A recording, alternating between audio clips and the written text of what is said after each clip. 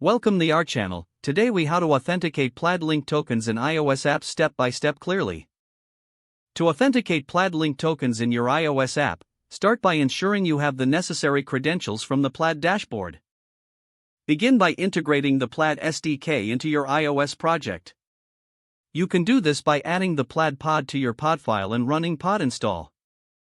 Next, import the Plaid SDK in the relevant view controller file. Initialize the Plaid link using your client key when you want to start the linking process. Call the plaid.createLink method to create a new link instance. Set the required delegate methods to handle success and failure cases. When the user successfully links their account, Plaid will return a link token. Capture this token in your delegate method for use in your backend server. Send the link token to your backend server for validation. On your server, verify the link token using the Plaid API. Make a post request to the plaid/item/public_token/exchange endpoint. Include your client ID, secret, and the public token in your request body. If the request is successful, you'll receive an access token in response. Store this access token securely on your backend for future authenticated requests. Ensure proper error handling is in place for any failures during this process. Deploy your app and monitor for any issues during the linking process.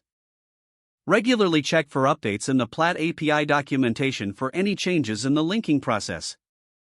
This will ensure your app remains compliant and functional with future updates. By following these steps, you can successfully authenticate Plaid link tokens in your iOS app.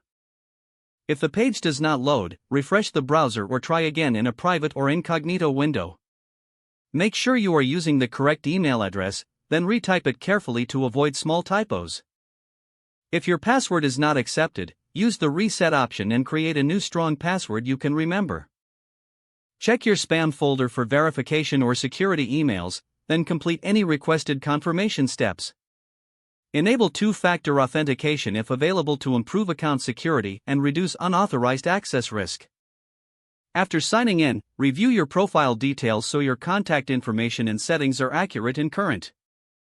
If you see an error message, note it down and try again after restarting your device and internet connection. Log out when you finish, especially on shared devices, to keep your account and payment information secure. Don't forget to like this video and subscribe to our channel for more step-by-step tech guides.